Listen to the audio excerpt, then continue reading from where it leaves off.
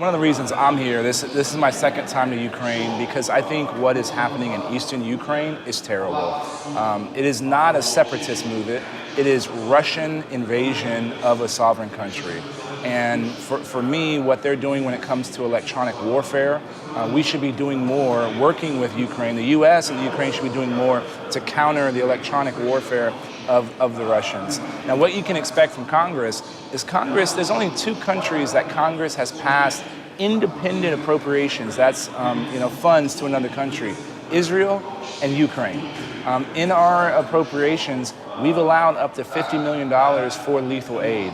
And that is something that I know this administration, the Trump administration, is reviewing the provision of aid. Because I believe things like javelins are needed here to help with Ukrainian defense against Russian aggression.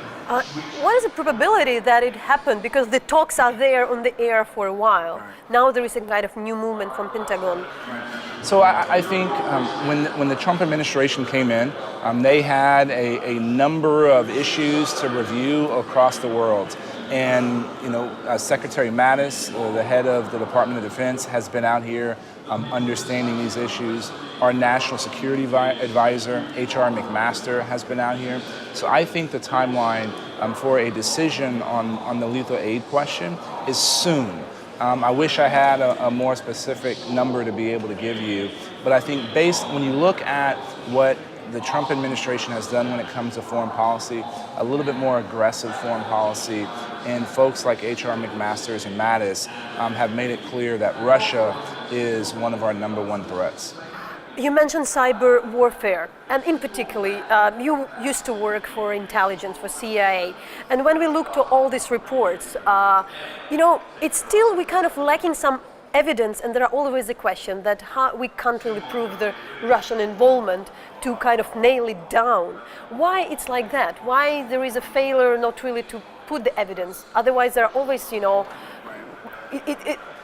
it seems like there are more rumors than the hardcore evidence. So when it comes to cyber attacks, the issue of attribution, being able to attribute the attack to someone. Now, being able to attribute that to the one hacker, that was sitting at the computer is really hard. But being able to attribute it to the Russian SVR or the Russian GRU is actually not that difficult, because usually the infrastructure that is used in attack, we're aware of who created that infrastructure.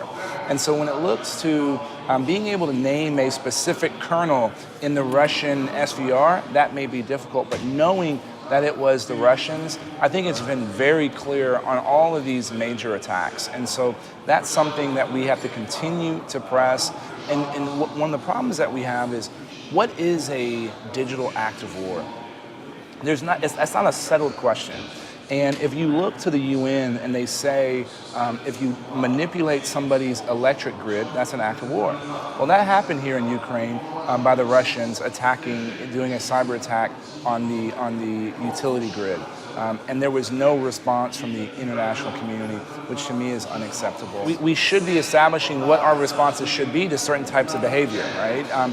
We should be able to say, you should have certain red lines that say, if this happens, here's going to be the response. And the response may not be a digital response. Two summers ago, when the Russians were involved in trying to influence the U.S. elections, I had been saying from the very beginning, at a minimum, we should kick the Russian ambassador out of the country. So our response to behavior doesn't always have to be in that same realm, but we should be thinking through what those issues are. For me, right now, the sanctions against Russia for their invasion of Ukraine, I think that has to stay until Ukraine is whole again. President Trump recently again was speaking about building the wall with Mexico. You were speaking really much against that. And you're a Republican. How it goes together, and as well, what is the probability of building this wall? So I have 1,300 kilometers of border between the U.S. and Mexico, more border than any other member of Congress. And building a wall from sea to shining sea is the most expensive and least effective way to do border security.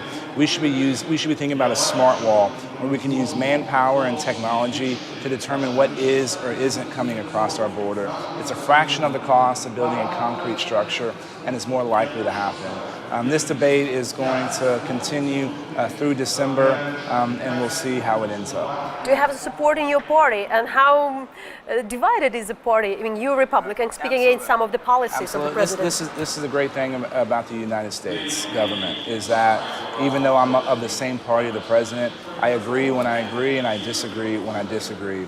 Nobody has ever said, no, we shouldn't be using technology to defend our border. And I think when you start seeing working prototypes of the type of technology that can be used, I think that's going to ultimately change a lot of people's minds. You worked a lot on counterterrorism in the Middle East and Pakistan and there. Now we're speaking about the time when there is a chance to defeat ISIS. But everybody says, especially when we talk to the people on the ground, that there is no strategy what to do next, because there could be some terrorist attacks in other towns if the caliphate is destroyed. So your experience, what really should be done to deal with this issue, with the post-ISIS caliphate? Look, we've defeated a number of terrorist organizations before, but the ideology still exists. I think when we look at terrorism, we got to think of it like influenza. We've never been able to get rid of influenza, but it comes up in certain areas worse than others.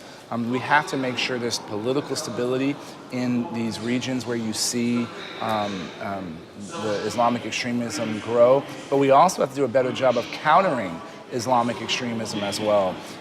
ISIS's ability and their previous ability to push their message and hit hundreds of thousands of people in all over the world, we have to be ready to defend against that kind of ideology. And that's something that governments and the private sector have to continue to work together in order to make sure that that message doesn't sink into the minds of young men.